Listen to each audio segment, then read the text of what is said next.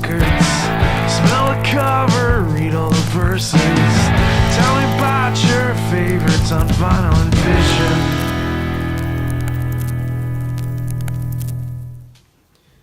Hey folks, thank you for tuning in to the latest episode of Vinyl and Vision. I am your host, Jimmy Drab. Welcome. Tonight's guest is John Roman. John Roman is the drummer for the band Microwaves from Pittsburgh, Pennsylvania. If you are listening to the show, you will be listening to a selection off of the 2018 Via Weightlessness album released by 31G. If you're tuning into the video, you hear no music. Sorry. This is on YouTube, and so there's licensing issues with music, so I can't use any music in the video. But it's an extra short little clip. It's only about half an hour long. It's just a condensed version of the entire episode, which you can listen to the entire episode via the audio streams anywhere you find podcasts. And John's a super cool man. Been a pleasure to talk with him about Voivod's fourth album, Dimension Hatröss, which is kind of a cool metal-ish record. I say metal-ish because Voivod's not really totally metal. They're totally metal, but they have the music is a lot more sophisticated than just that. So we get into it, listen to it, you'll figure it out. You'll hear what we're talking about. And otherwise, just want to announce very quickly here and very proudly say that Psychic Static has released its first record by its first band, The Hammer Party, which features Dan St. Jakes, who was a previous guest on Vinyl and Vision, from Landed and Onlyville Sound System and other bands like that, Six Finger Satellite. And Joe Propertier is the drummer. He was in the band Scarce. He was in Silver Apples for a brief stint, I suppose, I've been told. And the Beavis Front. Andy Newman from, he was in the band Glazed Baby. And Justin Sylvia. I hope I said that right, Justin. If I'm sorry, I apologize. But Justin is this is his first band, actually, but he does great. It's great work. It's a great album. It's available now through Bandcamp. The digital is available now in its entirety, and the vinyl pre-sale is currently up there. This is my cat, Christoph. Hi, buddy. The vinyl is available for pre-sale right now. So if you buy the pre-sale, you get the full-length album digitally downloaded for free, and the shipping is free too. We will mail it USPS Media Mail for free when it comes in. Expected date is January 30th. It could be earlier than that, and if it is, it will go to you then, hands down, no questions asked.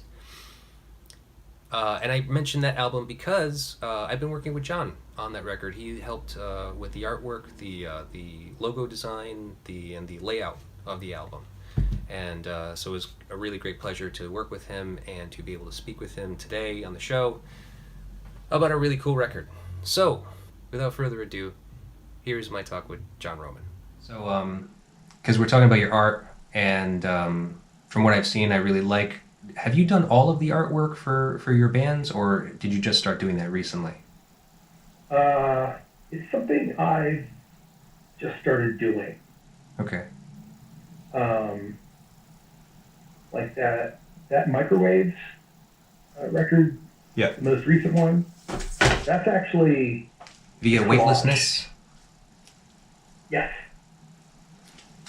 Yeah, no, it looks great. So how did you do this? Most of what you see are actually pieces of little like model parts and antenna parts. There's like actual photographs of them. Oh, really? Kind of merged together. Yeah. Oh, cool. So somebody else asked me about that. They wanted me to draw something for them. I had to explain to them that I didn't draw that. Oh, I see. Put that together from photographs of real things and sort of put a bunch of filters on it and kind of eventually bent it into that shape. Right. Oh, cool. That's so funny. I mean, I can't tell. I mean, like, it looks like drawn art. Pretty wild, man. So you, so this is your first attempt making artwork for a record? Or have you done other ones? Let me think. I've done, I've definitely done the layouts for other things, but I think that was the first one that I went and did everything for. Oh, okay. Well, but you can. But like, do you have that physical ability to actually like draw and paint or anything like that? Oh yeah, yeah, You just because yeah. you just use the computer, so therefore, whenever you do something by hand, you have to render it into the computer and then, you know, work with it from there. Right, right, right. I mean, like, yeah, I mean, I can pick up a pencil and, I don't know, draw, you know, draw a chair that's in the room or, a coffee mug or Mm-hmm. kind of a person, I mean, that's more difficult. Yeah. Well, did you do what's behind you in your room there? Oh, no, no, no, no, no. You mean this over here? Yeah, yeah. No, my friend Jeff did that. I used to live with him. Oh, okay. And we played in some bands together years ago. I didn't even realize you could see that on there. But yeah, he did that. Yeah, I can't see all of it, but I see a good portion of it. I mean, it's pretty cool looking. Yeah, yeah, yeah. So, you're in Pittsburgh, correct? Yes. Cool. How's Pittsburgh? It's pretty nice. Yeah. Are you a Pittsburgh native or did you move there? No, I'm from here. Oh, Like so I'm from the suburbs, and I'd say maybe 25 minutes to a half hour away. yeah. Yeah, Yeah, that, you guys have been through Providence often. I feel like I've seen you guys all the time. Like, you think the Microwave's name has been here fairly often. yeah. Providence is always good. Yeah, no, I bet. I mean, especially for the style of music. I mean, that's kind of something that thrives here, I think. Yeah, I mean those people get it. I mean, not everybody is going to, but I don't know. I think there's something in the water up there. Yeah, I think so. I can't put my finger on it either. But I mean, we just have a good, we have a good scene. You know, a lot of good bands, a lot of good musicians. I mean, because I think Yeah, that you kind of got connected to some of the Providence scene through some of the same bands that I'm friends with, like the guys from Arab on Radar, obviously back in the late '90s, early 2000s when they were still together. yeah, mid '90s. Mid '90s. Oh, okay. Yeah, I know those guys since '96. Oh, all right. Yeah, my first band started playing shows with them, and those were the first times that I had gone anywhere and played out of town Yeah. because of those guys. Oh, really? Yeah, they helped us out a lot. Cool, man. Well, so I wanted to talk a little bit about your band, so and your musicality, like kind of where you grew up from, like musically speaking. Like you're the drummer for Microwaves and for Night Yeah, Vapor, right? well, Night Vapor is kaput. Oh, okay. When did that happen? Yeah. Oh, about a year ago. Oh, all right. Yeah. Huh. And then there's also Brown Angel, which is off and on depending on when our guitar player singer is in the country or not. Oh, that makes things difficult. Yeah, yeah. But it's cool when it happens. Yeah. So we never get sick of it. Right. Right. So the Microwaves is the main band for you, basically. Yeah, yeah. Huh. So you're the drummer for Microwaves. When did you start playing drums? I probably started playing drums in '95, I think. Okay. And did you play anything before then, or was that your first instrument? I just kind of dicked around with guitar and bass, and friends of mine and I were starting a band, and we were always looking for a drummer, and we couldn't find one, and there just happened to be some pieces of a drum kit in the basement that we were practicing in, and I knew how to play drums well enough that I figured, oh, okay, I'll just be the drummer until we can find one, Mm-hmm. and then it just ended up being that I was the drummer. Drummer by default. Yeah, I was the drummer by default. It just stayed that way. So. Yeah. Do you mind that? I mean, did you prefer, like, did you aspire to just kind of be more of a, like, bass or guitar player or something like that? At first I did.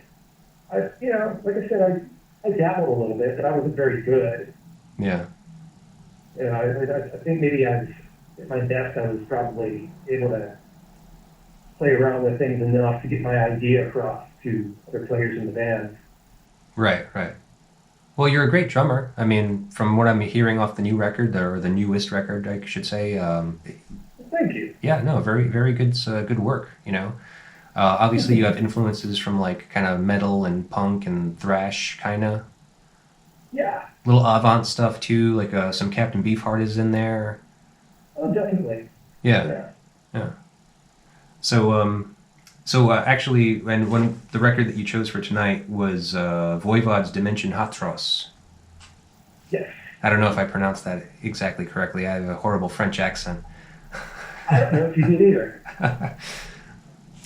Well, I that's think cool. it's gibberish. Well, actually, you know, one of the facts is that their drummer Michel Yes. Langevin, who's also known as Away, is the main artist for the band and has been since the very beginning, actually. And Right. I guess it was. Well, actually, I guess I might be wrong here, but it says that it was pronounced by singer Snake Dennis Belanger in French as the word atroce, meaning terrible or horrible. So it was kind of a mix of the word hate, which is where the Wow. Hatröss comes from. I've never known that. Yeah, well, you know, I fucking try to do some research and try to figure out stuff about these records. So yeah, it was basically a mix of the word hate and atroce in French, I guess, meaning terrible or horrible. Oh, So like an atrocity. correct, exactly. So, but it's their own made up word, but you get the Okay. picture. Yeah, yeah. So what was your first experience with Voivod like? Uh, I was probably about 15 when I was starting to get into metal. And, you know, it's like you mentioned, like Iron Maiden, Metallica, kind of all the obvious entry points. Yeah. And there's some kids in school that, you know, were turning me on to some other more obscure bands like Creator, Merciful Fate, and, you know, Venom, things like that. And they always seemed pretty good to go to as far as, you know, what to check out next. And I heard one of them say something about Voivod one time. And I asked something about it, and they said, "Oh, well, they have a new record out. It's not so good. It's just too weird." And I Oh. was like, "Oh, okay. Well, I really won't waste my time then." And then somebody else mentioned them a while later. I was like, "Oh, maybe I should check this band out." And it's funny because I went and bought their first record, which sounds a lot more like a weirder Motorhead. Okay. And I loved it. I thought it was great. And I was, you know, and then I was thinking, well, how could this band turn into something that sucks if this is this good? Right. And so I got to mention Hatröss, which happened to be the current record that was out. You know, maybe like a month later. And yeah, sure enough, I thought it was weird. And at the time, I wasn't really like totally getting it. You know, it took a few listens for it to click. But ever since that, you know, it was always kind of like a gateway album for me. So you were getting into metal, and you were about 15. So what kind of music were you listening to before you got into metal? Like what? Nothing? You didn't listen to music like at all? Pretty much. Really? Like what about like in the house, like with the parents and stuff? My parents listened to stuff, but it was all like 50s music. Oh.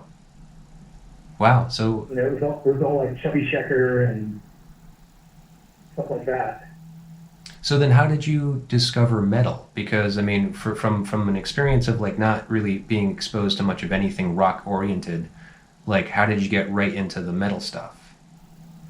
Uh, it was the 80s, so I was really into video games, Okay. and I was hanging out with kids that hung out at arcades. Okay. And I was hanging out because of the video games, and because of that, I picked up on heavy metal. Oh, okay. Huh. So there's some kids that you see at the arcade often, like on a recurring basis, and then they start dropping you like mixtapes or something, be like, hey, you should listen to this. Well, yeah, you know, like they would have their radio with them, you know, like they'd have their boombox and like, you know, would hang out, you know, on the curb out front, and they would play their tapes. Oh, okay. But yeah, but before that, I mean, I had sort of like a very, very casual interest in music. It was kind of like I'd hear a song by Run DMC and think, oh, that was really cool. Yeah. You know, but never really like think too much about it, you know, too much about it to pursue it. Yeah, and then, you know, I'd hear something like Twisted Sister and think, God, that's really funny, but there was nothing musically to click with me. Mm-hmm. And so I was like, oh, heavy metal's stupid. And I just kind of wrote the whole thing off based off of, you know, bands like Twisted Sister and Motley Crue. Right. And maybe about a year or two later, someone played me some Iron Maiden stuff, and then I was like, oh, this is like playing Dungeons and Dragons with my, you know, friends in study hall. Yeah. I was like, oh, I get this. This is like comic books. This is like science fiction movies. Right, right. Oh, that's funny. Huh. So then that must have just been like quite a culture shock to maybe even your parents and your family, because you must have become like a metalhead now. Now, like you're getting in it. Big time. Yeah, you get like what the ripped up denim and like growing the hair long, stuff like that, or. Yeah. And I had to hide my music too.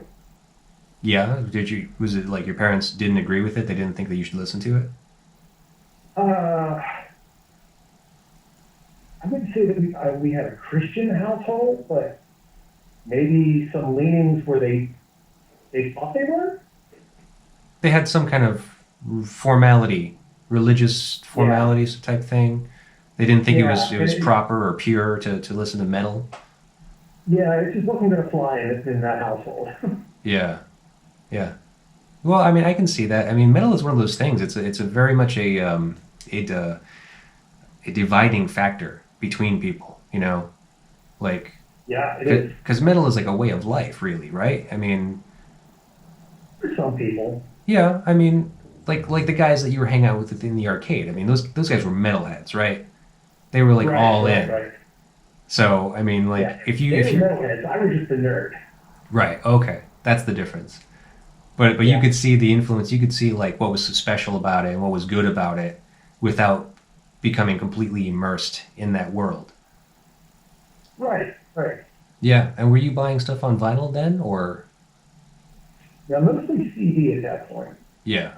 But I would buy stuff on vinyl if that's how I found it, because I knew that I probably wasn't going to find another format. Yeah. Right. Yeah. So I mean, are you a big vinyl collector now, or are you still kind of like? Really, I would say my collection is modest. Yeah. You know, like I might have anywhere between like 500 to 800 records, where I know there are other people that I know that have just thousands. Right. Yeah. Yeah, they had to set aside a whole room in their house just for their vinyl. Right. Yeah, I'm not quite there either. Yeah. Yeah, I just foster the records. I don't really hang on to them for very long. Okay. Yeah. Let's get into the record a little bit. All right. So, Dimension Hatröss is the fourth studio album by Voivod, Canadian heavy metal band.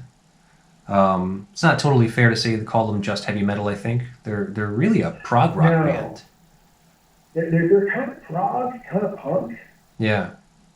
And I think that's one of the things that I found cool about Dimension Hatröss, and it also kind of opened me up into the idea of checking out other things, was that there was this weird melding of things that you wouldn't normally have thought went together at all. Right. Because you wouldn't, especially at that time in the late 80s, you wouldn't have thought like, oh, like guys that are into Yes and Pink Floyd are also into bands like, you know, Nausea and Epiconics. Right. You know, looking like this, you know, this crazed, like, punk rock. Yeah. But there it was. It was all happening at the same time on that record. Right. Yeah, like what's some weird bills that you've been on before? Um, oh, Christ. Well, I mean, like, we opened for the Frogs Oh, really? one time. When was Yeah, that?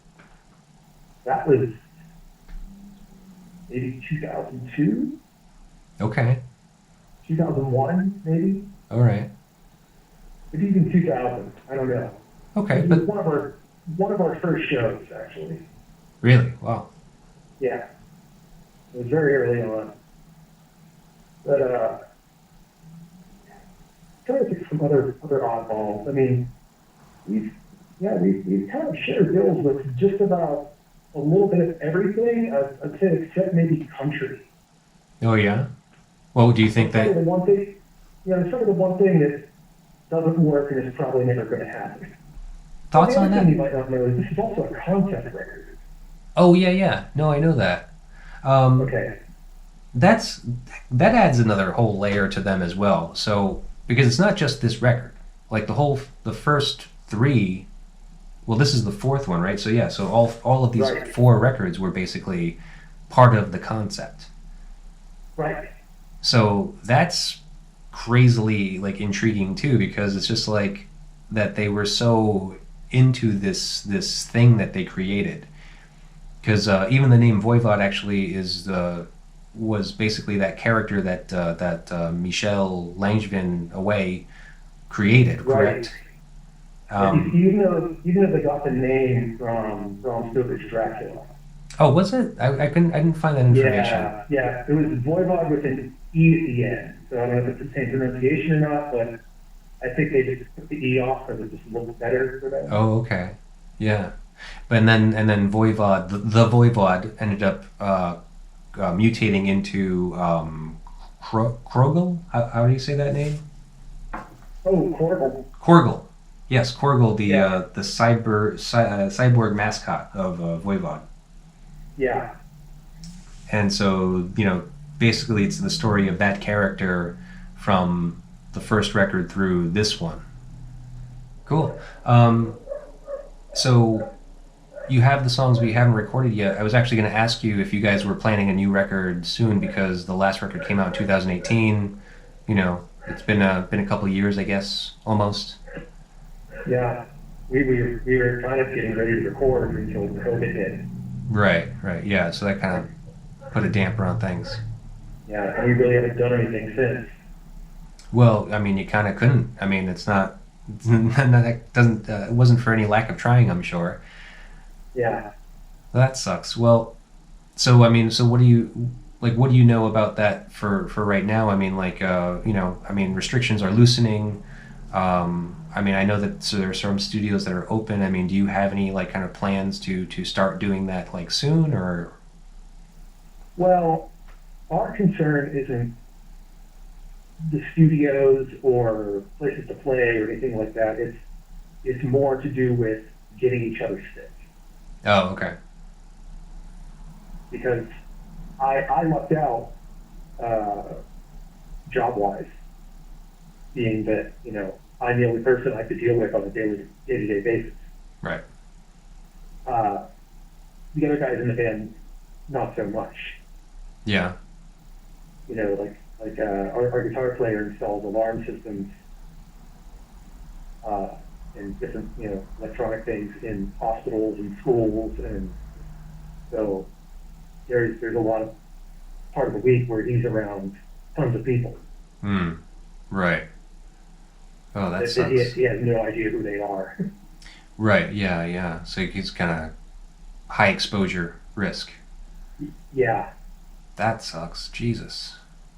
I think. I mean, we're not at the end of the album yet, but I think that it probably like, and I don't know for sure because I didn't examine every lyric, but um, probably gets to the point where he just wants to wipe out the entire world. Like he just doesn't see um, any value. yeah, like any value or any positive aspect of like the glimpses of humanity that he experiences. Hmm. Um, still it's a little rough.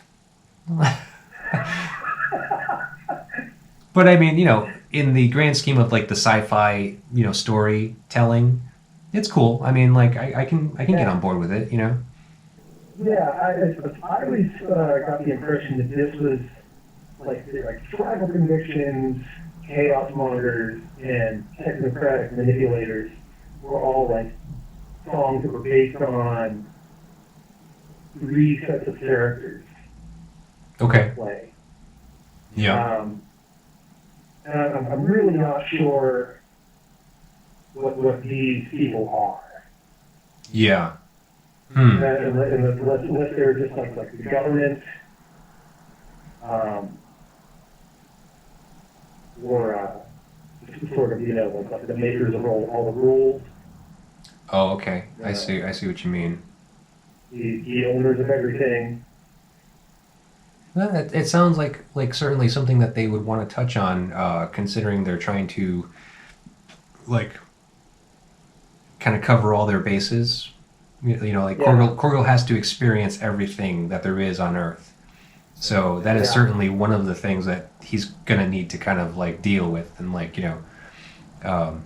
experience to determine whether or not this dimension is worth having for whatever reason. Yeah, no, I don't. I mean, I don't know for sure because I don't know the record well enough. But I mean, I think Yeah. that's kind of what he's getting at. Like, based on the artwork, like based on what you see on the cover, you see this guy like this, very demented cyborg thing that looks mean as hell. Right. He looks like he's not here to play games. I mean, like this guy is a Are you fucking. sure? He's a killer. Look at him. He's a murderer. I don't even know what's happened with his hand, if that's what it even is. I mean, like, I think that is. I think these are either people or their souls, and they're going into him. oh, he's like churning out things. Like this is almost Yeah, more of a. or they're coming out, or they're going in there. Okay. I'm Interesting. not sure.